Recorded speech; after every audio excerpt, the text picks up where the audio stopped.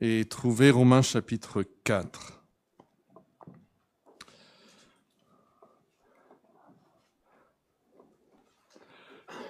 Quelle est la fin principale de la vie de l'homme?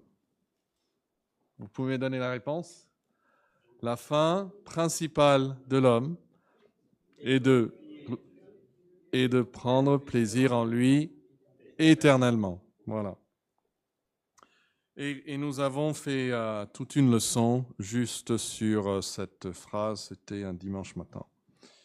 Et puis, pour rebondir un peu sur cela, j'ai vu cette liste tirée directement de la Bible, d'au moins 6 manières de glorifier Dieu. Et j'ai eu à cœur de l'étudier pour moi-même et puis pour le partager ensemble. Et nous avons vu il y a 15 jours, la semaine dernière, c'est David qui nous a parlé de Salomon.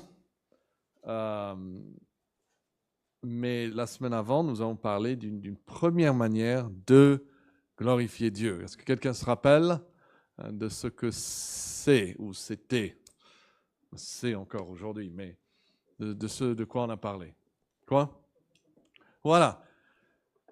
Confessons nos péchés. Nous glorifions Dieu, ou je glorifie Dieu en confessant sincèrement mon péché. Et nous avons commencé avec un exemple dans l'Ancien Testament à l'époque de Josué. Vous vous rappelez? Voilà, c'était l'exemple de Akan où Josué lui dit glorifie Dieu et dis-nous ce que tu as fait. Et puis nous avons regardé l'exemple de David dans ses confessions, dans les psaumes 36, mais surtout 51, où il dit qu'en fait, il confesse ses péchés pour que Dieu puisse être justifié quand il parle et quand il juge. La plupart du temps, quand on parle, c'est pour se justifier, n'est-ce pas? David avait à cœur de justifier Dieu, d'être sûr et certain que personne allait blâmer Dieu parce qu'il a fait quelque chose de mauvais. Non, c'est moi qui ai péché.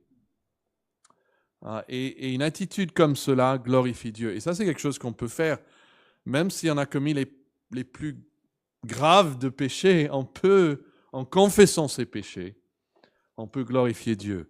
Et nous avons vu à la fin que quand on confesse nos péchés, non seulement est-ce qu'il est glorifié, mais il est fidèle et juste pour nous pardonner et pour nous purifier de toute iniquité.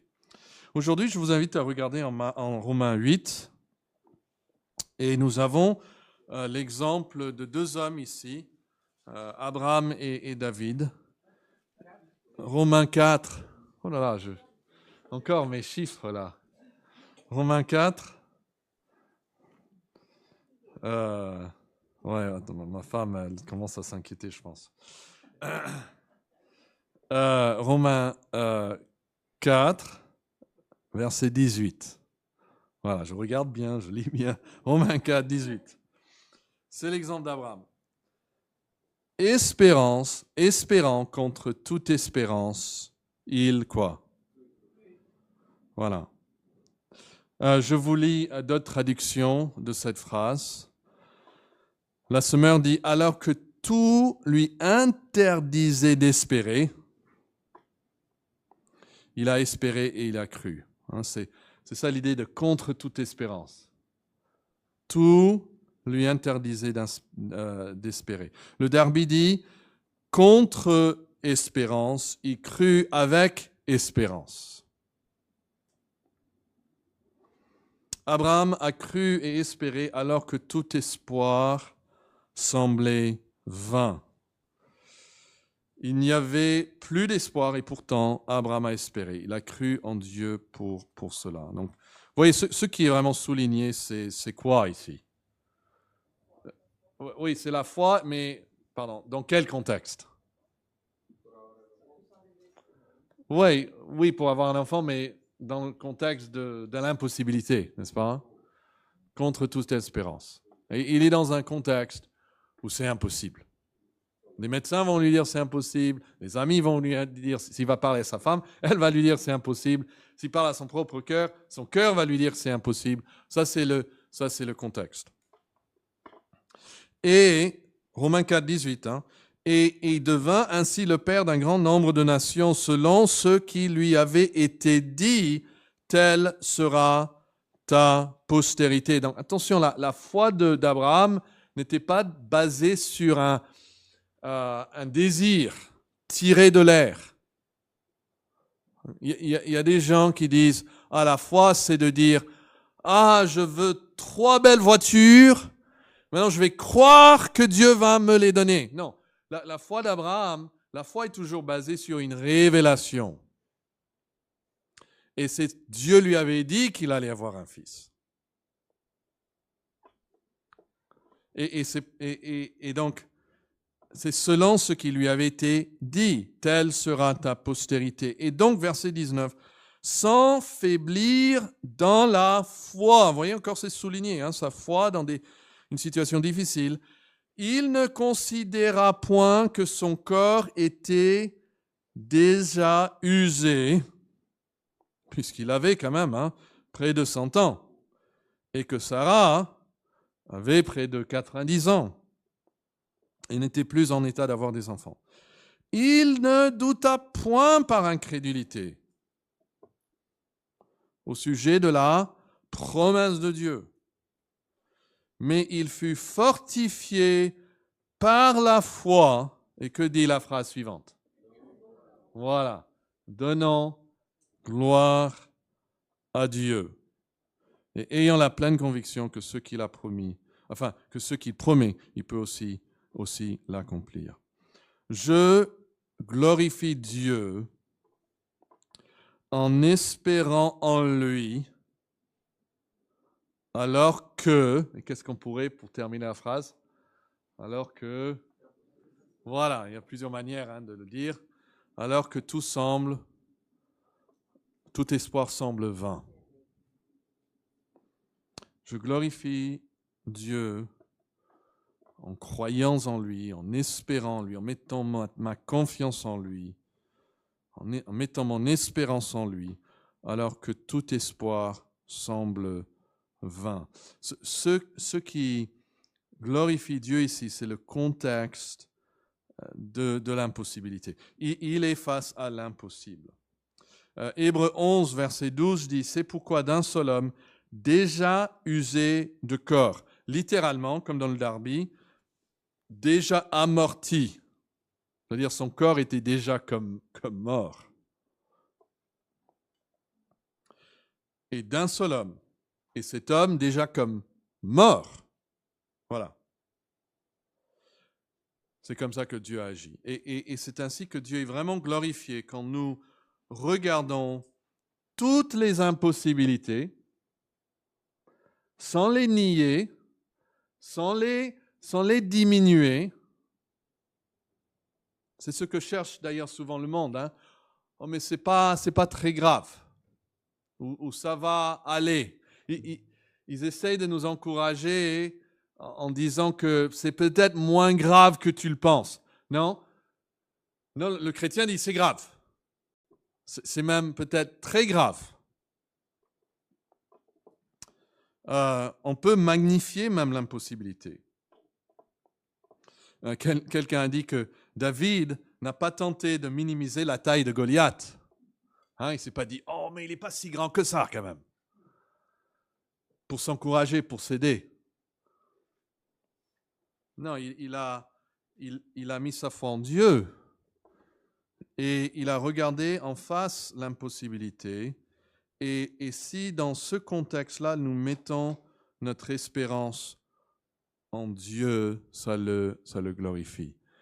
Et nous avons l'exemple suprême dans la vie de notre Seigneur, qui va aller jusqu'à la croix pour la joie qui lui était réservée. Il a les yeux fixés sur la rémunération et il est prêt à aller jusqu'à mourir, sachant que Dieu ne va pas laisser son corps même, ne va pas l'abandonner.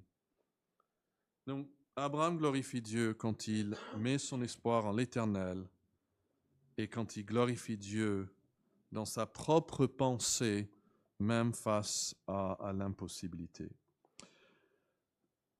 Quel est trop souvent le cas dans ces situations? Trop souvent, le cas, je pense que vous serez d'accord, c'est que la situation nous fait douter de Dieu, n'est-ce pas? Et quelques exemples de cela, vous pouvez les chercher si vous voulez, sinon je vais vous les lire. En Nombre chapitre 11, versets 13 à 15, nous avons Moïse, qui est pourtant un homme de foi. Mais en Nombre 11, verset 13, il dit à Dieu, « Où prendrai-je de la viande pour donner à tout ce peuple?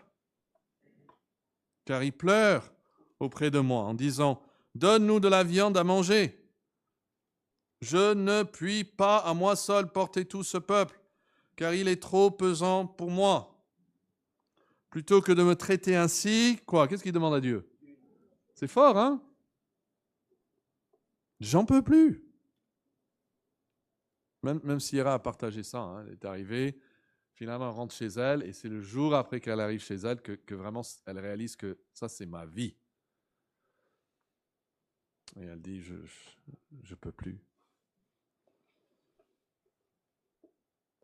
Ça nous fait penser aussi à Élie. On ne va pas le lire, mais vous savez, Élie, c'est la même chose. Il arrive à une situation, il a cette victoire sur la montagne, et après, il est chassé par Jézabel, et il dit, Seigneur, j'ai fini, voilà, je démissionne en tant que prophète, et même tu prends ma vie. Il y a un autre exemple que j'aime beaucoup, c'est en 2 Rois 7. Élisée, c'est dans les 2 premiers versets. 2 Rois 7, il y a une famine dans le pays. Et c'est tellement grave qu'il y a des mères qui ont fait ce pacte de se partager leurs enfants pour manger. C'est horrible. Jusqu'où la famine est allée pour que des mères contre nature fassent cela. Et dans ce contexte, Élisée dit, « Écoutez la parole de l'Éternel, ainsi parle l'Éternel, demain à 7 heures, il y aura une mesure de fleur de farine pour un cycle et 2 mesures d'orge pour un cycle ici à la porte de la ville. » Et l'officier, sur la main duquel s'appuyait le roi, répondit à l'homme de Dieu, « Quand l'Éternel ferait des fenêtres au ciel, c'est-à-dire pour que le blé tombe là, du ciel, pareille chose arrivera-t-elle? » Et Élisée lui dit, quoi? Tu le verras, mais tu ne vas pas le goûter. Mais tu ne mangeras point. Et cela s'est arrivé d'une façon vraiment spectaculaire, et fascinant. À vous de lire l'histoire. Mais pour revenir à Romains 20, je veux que vous notiez la phrase Romains 4, verset 20. Pardon. Pour revenir à Romains chapitre 4, verset 20, notez la phrase là à la fin du verset.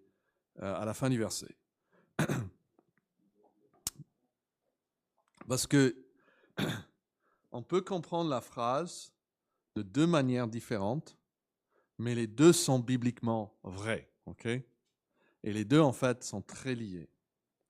Il dit ici, dans la seconde, il dit, « Mais il fut fortifié par la foi, donnant gloire à Dieu. » Ok, donc imaginez ça peut-être visuellement.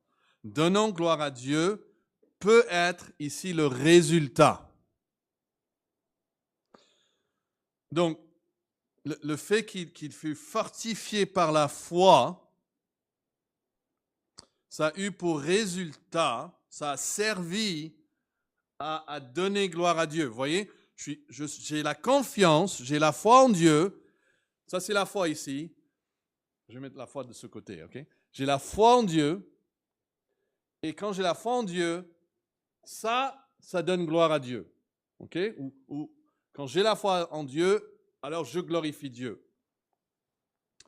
Il y a une traduction qui dit puisant sa force dans la foi, il fit honneur à Dieu. Il fait honneur, il glorifie Dieu parce qu'il le croit. Vous avez 3 personnes là, vous dites non, le premier je ne crois pas, le deuxième, le troisième je lui fais confiance. Vous faites honneur à cette personne, vous le glorifiez dans un sens.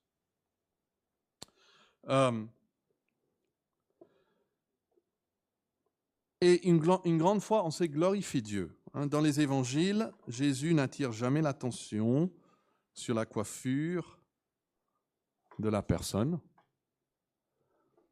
sur autre chose par rapport à la personne, mais plusieurs fois sur sa foi. Il va dire, cette personne a une grande foi. Ou il va dire, au vous de petite foi. C'est ce que Jésus remarque. Et donc notre foi donne gloire à Dieu. Ok, donc ça c'est une foi. J'ai la foi en Dieu, ça donne gloire à Dieu. Mais donner gloire à Dieu peut être aussi la cause. Ok? Donc, au lieu d'aller dans ce sens-là, j'ai la foi en Dieu, donc je glorifie Dieu, on peut aller aussi dans l'autre sens. Je glorifie Dieu et en faisant cela, j'ai la confiance en lui, j'ai la foi en lui.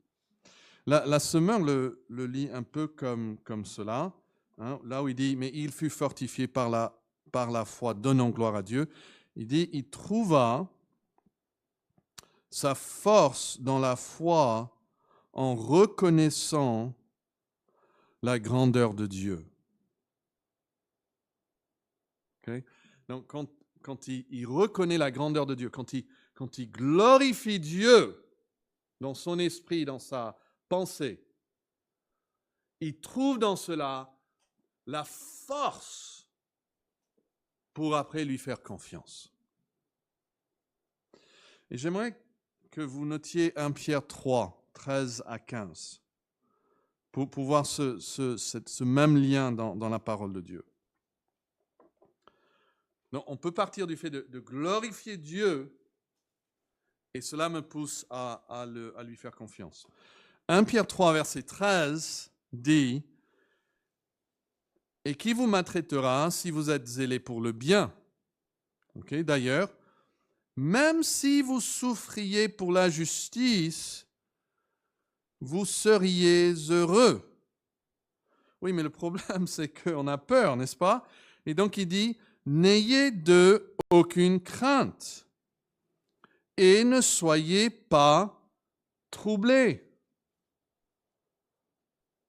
D'accord, je ne veux pas les craindre, mais je sens la peur en moi. Comment ne plus craindre ceux qui me persécutent? La phrase continue. N'ayez d'eux aucune crainte et ne soyez pas troublés, mais à la place, quoi? Sanctifiez dans vos cœurs Christ le Seigneur, ou sanctifiez Christ comme Seigneur. Sanctifiez-le comme le chef, le Seigneur. Voyez ce lien? N'ayez d'eux aucune crainte, ne soyez pas troublés, mais sanctifiez dans vos cœurs Christ comme le Seigneur des seigneurs. Ce passage appelle les croyants à reconnaître la sainteté, la souveraineté, la seigneurie de Jésus-Christ dans leur vie, de le sanctifier, de lui mettre à part, de le mettre à part dans leur cœur et de lui accorder la place suprême dans leur pensée. Et la crainte de Dieu va enlever la crainte de l'homme. C'est ça l'idée. Donc, je glorifie Dieu en espérant en lui alors que tout semble vain, mais aussi, je peux espérer en lui contre toute espérance lorsque je le glorifie et je le sanctifie dans ma pensée. On pourrait le poser la question comme ça. Quelle est la taille de votre Dieu? Il est petit. Si votre Dieu est petit, vous avez raison d'avoir peur tous les jours. Si Dieu est moyennement grand, vous avez besoin d'avoir moyennement peur tous les jours. Mais si Dieu est grand, vraiment grand, et vous le glorifiez comme ça dans votre esprit, vous n'avez pas besoin d'avoir peur. Il y a un très beau passage, je vous fais tourner en Ésaïe, mais j'aimerais le lire, juste pour montrer deux passages en Ésaïe. Je vais vous montrer d'abord en 35 et puis en 51. Ésaïe 35. Je vais lire les 4 premiers versets. Ésaïe 35. Le désert et le pays aride se réjouiront. La solitude s'égayera et fleurira comme un narcisse. Elle se couvrira de fleurs et tressaillera de joie. Avec des chants d'allégresse et des cris de triomphe, la gloire de Liban lui sera donnée. La magnificence de Carmel et de Saron. Ils verront la gloire de l'Éternel, la magnificence de notre Dieu. Je pense que ça parle ici du royaume millénaire que nous attendons toujours.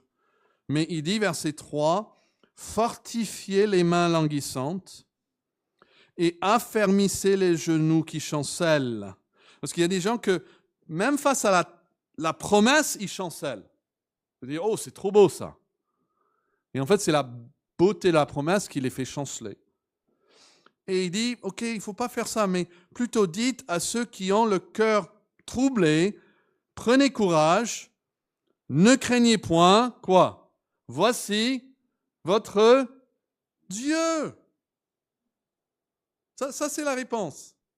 Comment ça peut se faire? Voici votre Dieu. Il arrive. Il viendra, il dit, la vengeance viendra, la rétribution de Dieu. Il viendra lui-même et vous sauvera. Il y a un chant d'enfant qui dit, mon Dieu est si grand, si fort et si puissant, quoi. Rien n'est impossible à mon Dieu. Trouvez Ésaïe 51 pour la même idée. Et ce verset, je crois que je l'ai partagé pas très longtemps parce que quand on achetait ce bâtiment, j'avais mémorisé ces versets. Quand moi je devais faire face à ces hommes d'affaires. Et heureusement, je n'étais pas seul, il y avait d'autres avec moi, mais même, je me sentais très, très petit par rapport à ces personnes. Et je savais que pour eux, voilà, c'était l'argent qui comptait quand même, avant tout. Et Ésaïe 51, 12 dit, c'est moi qui vous console. Qui es-tu pour avoir peur de l'homme mortel et du Fils de l'homme pareil à l'herbe? Pourquoi tu as peur de ces hommes? Ils sont pareils à l'herbe. Et puis il dit quoi, verset 13? Et tu oublierais l'Éternel qui t'a fait et qui a étendu les cieux et fondé la terre? Voilà, juste cette partie, c'est la partie que j'ai mémorisée. Et ça m'a aidé en allant dans ces rencontres. Pourquoi j'ai peur? Je vais oublier Dieu? Non, il faut pas. Il faut que je pense à Dieu quand je rentre dans ces rencontres. C'est lui qui a créé ces hommes. Et moi aussi d'ailleurs. Et il dit, pour sauter un peu, regardez le verset 14. Bientôt celui qui est courbé sous les fers sera délivré, il ne mourra pas dans la fosse et son pain ne lui manquera pas. Encore ces belles promesses qui sont dures à croire et accepter, mais il dit, verset 15, je suis l'Éternel ton Dieu, qui soulève la mer et fait mugir ses flots. L'Éternel des armées est son nom. Lisez le psaume 46, c'est à peu près la même chose. Il fait trembler la terre, mais il est notre Dieu. Mais malheureusement, c'est très facile d'oublier la grandeur de Dieu. Prenez quelqu'un comme Zacharie. Un homme de Dieu, il aime Dieu depuis des années, sacrificateur. Et qu'est-ce qui lui fait chanceler? C'est une promesse. C'est une promesse en âme. Qu'il va avoir un fils. Et il dit, Luc 1, 18. À quoi reconnaîtrai-je cela? Car je suis vieux et ma femme est avancée en âge. Les mêmes choses qu'avait Abraham, en fait. Et je crois qu'on fait souvent la même chose. Et puis, je termine avec le psaume 56. Le psaume 56, parce que c'est encore la même idée où notre confiance vient en nous remémorant de la grandeur de Dieu. On commence à glorifier Dieu, ça va nous pousser à lui faire plus confiance. Quand on a plus de confiance, ça le glorifie. Le psaume 56, je ne sais pas ce que j'ai dit avant, si j'ai bien dit, mais le psaume 56, au chef des chantres, sur colombe, des térébintes, lointains, hymne de David, lorsque les Philistins le saisirent à Gath. Okay, donc ça, c'est la situation vraiment la pire aussi dans la vie de David. Il ne peut pas se défendre, il n'y a pas d'armée, il est là vraiment dans la main. Et Goliath était d'où? Voilà, et il y est là. Et pitié de moi, ô Dieu, verset 2, car des hommes me harcèlent. Tous les jours, ils me font la guerre, ils me tourmentent. Tout le jour, mes adversaires me harcèlent, ils sont nombreux, ils me font la guerre comme des hautains. Puis il dit ceci, quand je suis dans la crainte, en toi je me confie. Ça nous fait penser, non, au fait qu'on doit avoir confiance en Dieu, foi en Dieu. Quand je suis dans la crainte, en toi je me confie. Et tout de suite après, qu'est-ce qu'il dit? Je me glorifierai en Dieu, en sa parole. Et puis revient. Je me confie en Dieu. Je ne crains rien. Que peuvent me faire des hommes? Vous voyez le lien entre ces deux? Confie en Dieu et il va se glorifier en Dieu et en sa parole. Vous voyez ça, verset 5? Je me glorifierai en Dieu, en sa parole. Qu'est-ce que ça veut dire en sa parole? C'est-à-dire sa fidélité. Si Dieu l'a dit, je vais m'appuyer sur ce qu'il m'a dit. David avait été oint, il le savait déjà, pour être roi. S'il est oint pour être roi, il ne peut pas mourir à Gath. Et donc il dit, je me glorifie en Dieu, en sa parole. Et donc, puisque Dieu est fidèle à tenir ses promesses, louer la parole de Dieu, en fait, pour David, c'est célébrer précisément l'attribut sur lequel s'appuie sa délivrance. Comprenez? La seule manière, la seule raison que David va être délivré maintenant, ce n'est pas parce qu'il a été sage. Il n'a pas été sage.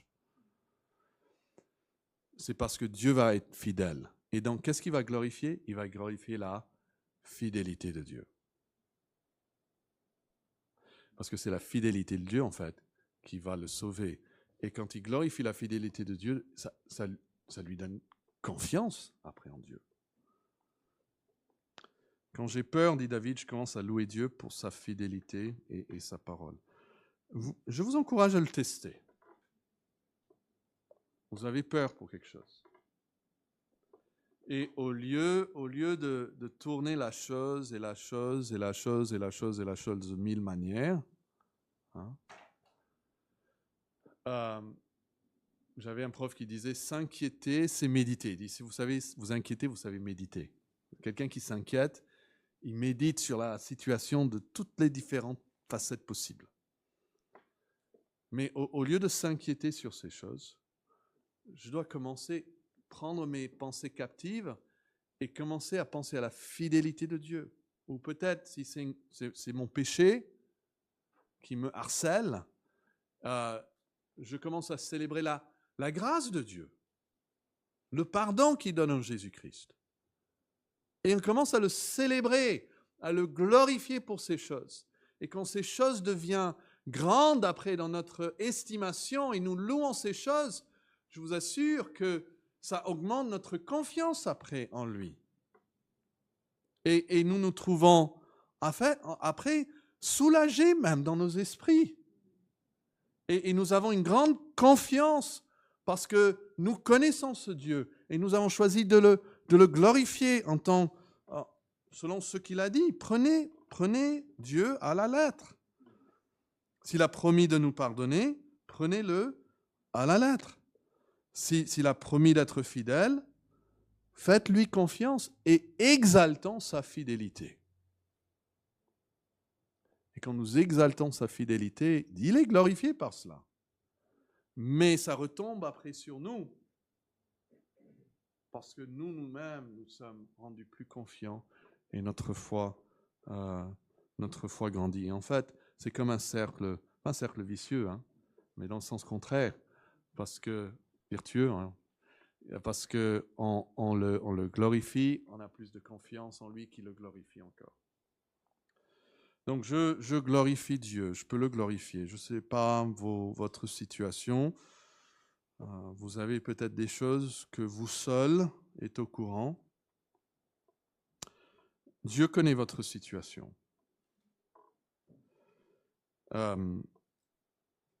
C'est peut-être terrible. Ne minimisons pas la situation. Ne minimisons pas la taille de Goliath. Mais dans nos esprits, magnifions, exaltons la grandeur de Dieu, sa fidélité, sa miséricorde, sa souveraineté, tous les attributs de Dieu.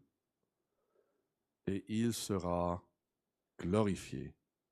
Et nous-mêmes, la Bible dit que la paix de Dieu, qui surpasse toute intelligence, gardera nos cœurs et nos pensées en Jésus-Christ. Voilà, avec cela, prions le Seigneur qui nous aide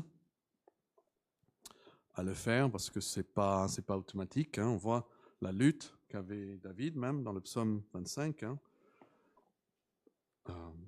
Mais il choisit de répondre comme cela. Et nous pouvons faire ça même ce soir dans